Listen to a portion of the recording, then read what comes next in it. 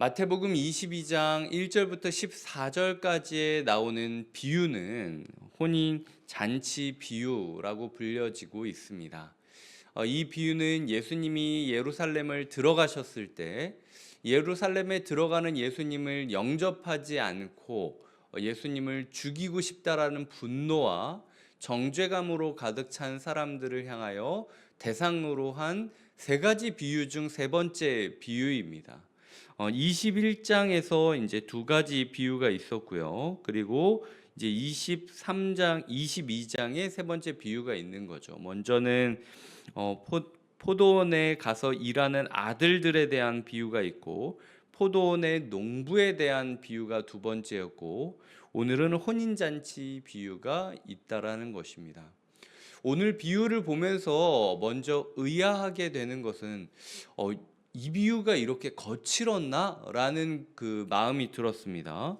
먼저 보시면은 그 7절이 눈에 들어왔습니다. 임금이 노하여 군대를 보내다 그 살인한 자들을 진멸하다 그 동네를 불사르다 보내어 진멸하고 불사르다라는 세 가지의 동사가 강조하면서 노함을 설명하고 있습니다. 하나님 아버지 임금이 얼마나 노했으면은 보내고 진멸하고 불사르겠냐라고 이야기를 하고 있다라는 거죠. 그리고 보면은 13절에도 나옵니다. 그 손발을 묶어 바깥 어두운 데에 내던지라. 거기서 슬피 울며 이를 갈게 되리라. 묶어 내던지라 갈게 되리라.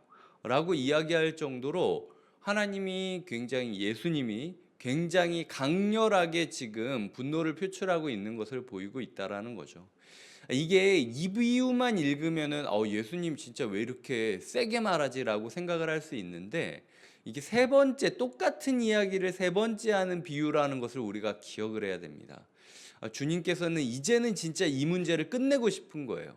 이 문제만큼은 해결하고 싶은 거예요. 그래서 니네 진짜 이렇게 하면은 다 죽는다라고 소리를 치고 쌍욕을 하면서 이 비유를 매듭짓고 있다라는 아들의 열정을 우리가 기억을 해야 된다라는 거죠. 아무리 선한 목자라 하더라도 양이 이리의 아가리라고 하죠. 이리의 아가리 속으로 들어가기 직전일 때는 소리 지르고 돌 던지고 보는 겁니다. 일단 살리기 위하여. 예수님의 그 열정, 예수님이 만약 이 종교 지도자들을 사랑하지 않았다면 세 번이나 같은 얘기를 반복했을까? 제가 예수님이라면 그 시커먼 속내를 뻔히 알고 있었는데 그냥 포기했을 것 같아요. 어차피 내가 무슨 말을 해도 나 죽일 거잖아. 어차피 내가 무슨 말을 해도 안 믿을 거잖아. 나는 니네가 나를 십자가에 못 박으려고 한다라는 걸 알아. 이번 주에 내가 못 박히겠지. 내가 말한다고 바뀔 게 하나도 없을 거야. 그런데 내가 너희한테 뭐가 예쁘다고 말을 더하니? 그냥 내 사람들이랑 조금 더 얘기하고 말지. 저라면 이렇게 했을 겁니다. 근데 예수님께서는 오늘 본문만으로 보기 어려울 정도로 이 사람들을 사랑하고 있었다. 그리고 그 사랑이 때로는 분노의 모습으로 표출될 정도였다라는 것을 우리가 기억해야 된다라는 겁니다. 신앙생활을 하다 보면은 주님의 분노를 느낄 때가 있습니다. 화를 내는 것 같고, 혼나는 것 같고, 잘못한 것 같고, 죄 지은 것 같고, 마음이 찔리고 이럴 때들이 있어요. 하지만 기억해야 될 것은 혼내는 것도 사랑이다. 소리치는 것도 사랑이다.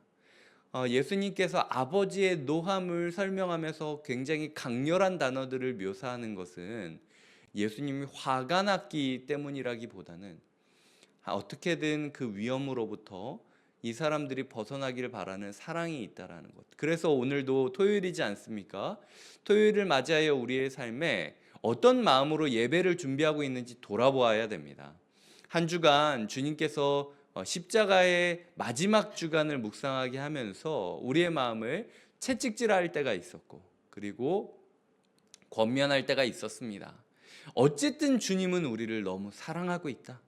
말씀 앞에 우리를 불러주셨다라는 것은 그것이 심판과 분노의 말씀이라 할지라도 우리를 꾸짖고 버리기 위한 모습이 아니라 어떻게든 우리를 끌고 오기 위한 말씀이다라는 그 사랑을 믿어야만 한다. 이것이 제가 생각한 첫 번째 묵상이고요. 두 번째로는 그럼에도 불구하고 우리가 이 단어들을 마음에 잘 기억해야 되겠다라는 결심이었습니다. 왜냐하면 우리가 선한 목자 예수 그리스도라고 생각을 하면 예수님을 너무 물렁한 사람으로 볼 수가 있어요. 그냥 뭘 해도 되는 존재로 예수님을 여길 수 있다라는 거죠. 그런데 오늘 말한 대로 예수님은 굉장히 강렬한 동사를 갖고 있죠. 아까 얘기했듯 보내어 진멸하고 불사르고, 그리고 손발을 묶어 어두운 데에 내던지라 이를 갈게 되리라 라고 이야기를 하고 있다라는 것.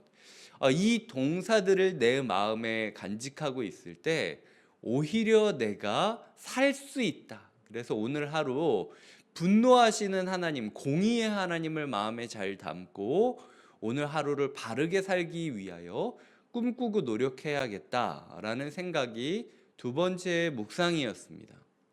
세 번째 묵상은 인과응보라는 단어였습니다.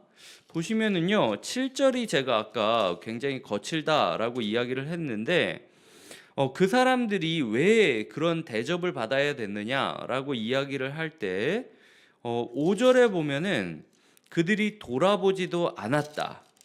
한 사람은 자기 밭으로, 한 사람은 자기 사업하러 가고, 남은 자들은 종들을 잡아 모욕하고 죽였다라고 이야기를 하고 있는 거죠.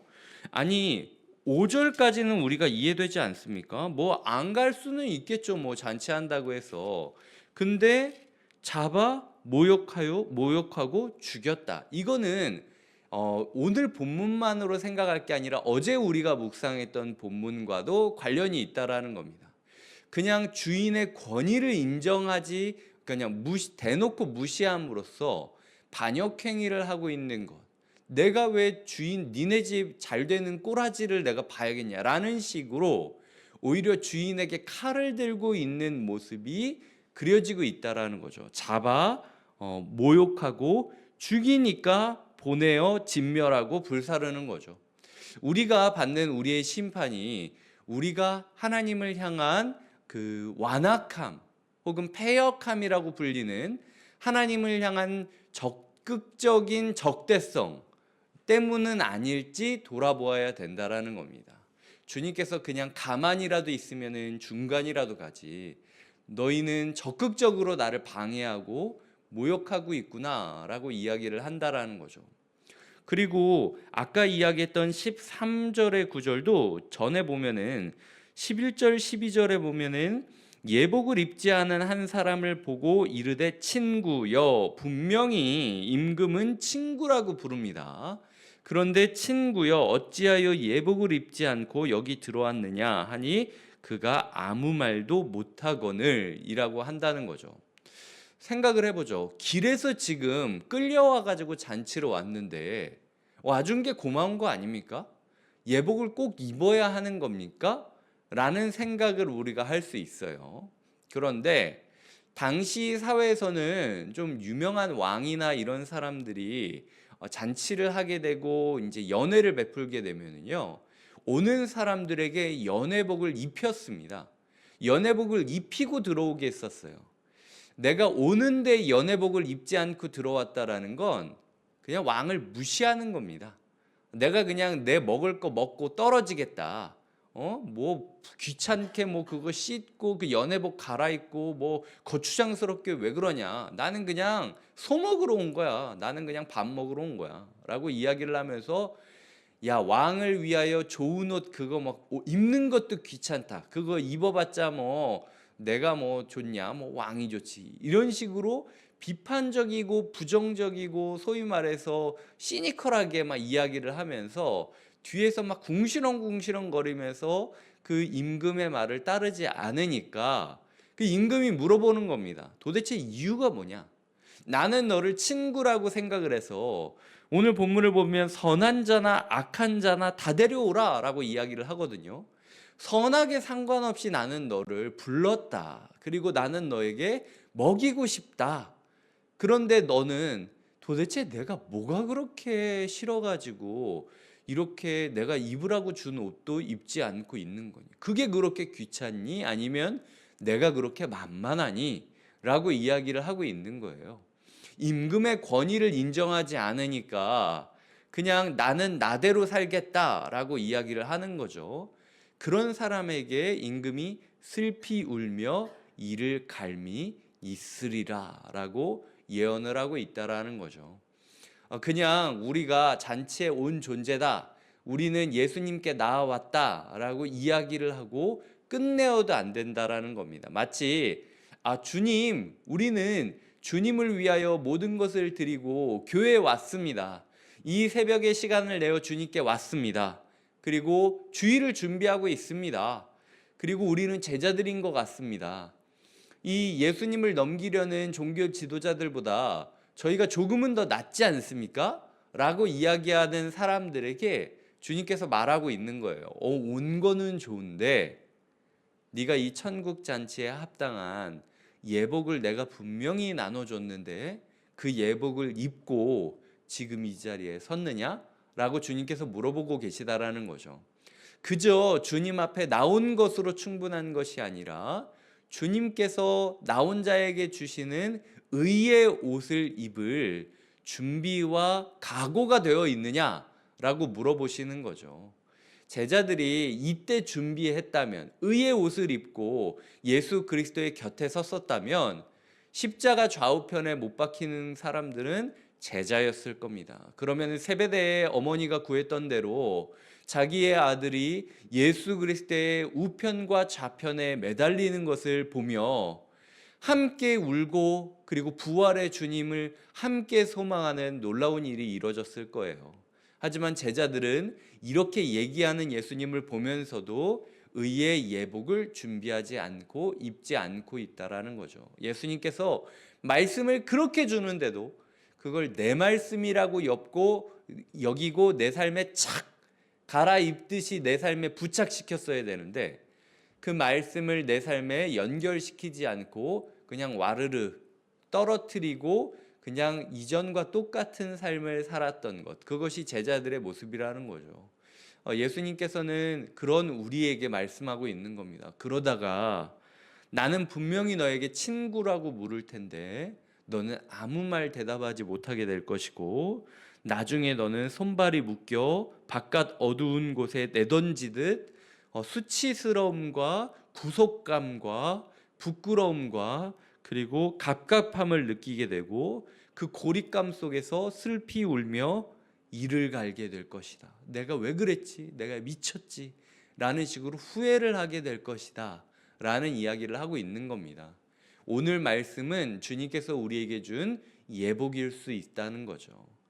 이제 말씀을 맺겠습니다. 주님께서 오늘 우리에게 익숙한 혼인잔치 비유, 임금이 혼인잔치를 열었고 아들의 혼인잔치를 열었는데도 사람들이 이 핑계 저 핑계 대고 오지 않을 뿐만 아니라 종들을 잡아 모욕하고 죽이는 모습을, 반역된 모습을 보이자 주인이 노하여 군대를 보내고 진멸하고 불사르고 그리고 예복을 입지 않은 사람들에게 친구야 도대체 왜 그랬냐라고 물어보시고 대답하지 않는 그, 솔직히 말하면 친구라고 보기도 애매하죠. 길에서 그냥 잡아 끌고 온 선악이 불분명한 사람들인데도 불구하고 하나님은 친구라고 불러주시지만 그들은 침묵하게 되고 그리하여 슬피 울며 이를 갈게 된다라는 이야기가 맺어 있는 이 본문이라는 겁니다.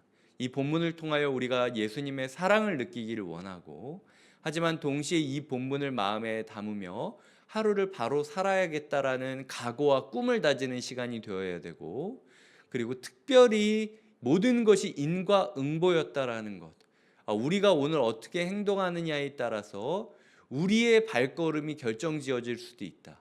예수님께서 이야기를 하죠. 14절에 청함을 받은 자는 많되 택함을 입은 자는 적으니라. 우리가 지금 예수님의 청함을 받고 있지만 이것이 택함인가? 라는 부분에 대한 답은 우리의 입이 아니라 우리의 삶이 말하게 될 것이다라는 겁니다. 오늘도 삶으로 우리가 택함 받은 자라는 것을 증명하면서 천국 잔치를 만끽하시는, 오늘 본문에 보면 소를 잡고 엄청난 혼인 잔치를 베풀었다라고 이야기를 하죠. 4절에 보면 나의 소와 살찐 짐승을 잡고 모든 것을 갖추었다. 모든 것을 갖춘 천국 잔치에서 그 풍요로움을 만끽하는 토요일이 되시길 주님의 이름으로 축복드립니다. 기도하시겠습니다.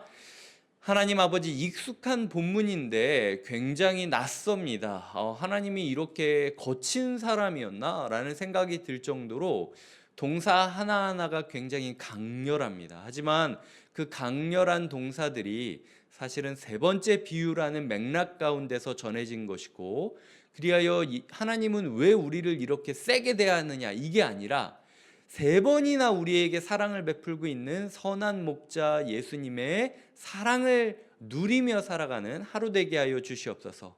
주님께서 이리의 아가리를 피하라 라고 이야기했다면 우리도 이리의 아가리를 피하고 목자의 그늘 아래로 들어가게 하여 주시옵소서. 지금 우리가 행하는 일이 어떤 일인지 정신 차리고 직면하게 하여 주시고, 모든 일이 인과응보입니다. 하나님, 청함을 받은 자는 많으나 택함을 받은 자는 적다라는 말씀을 우리의 마음에 두며 오늘 하루 삶으로 우리가 택함 받은 자라는 것이 증명되어지는 예배자의 하루가 되게 하여 주시옵소서. 그리하여 살찐 소를 비롯하여 모든 좋은 것을 갖추었다라고 이야기하시는 하나님의 만찬을 누리는 하루가 되게 하여 주시옵소서. 이 자리에 나와 말씀을 듣고 있는 성도님들, 그리고 영상으로 이 말씀을 들으며 함께 꿈을 꾸고 묵상하는 모든 성도님들에게 천국 잔치가 열리기를 바라며 예수님의 이름으로 기도드립니다. 아멘.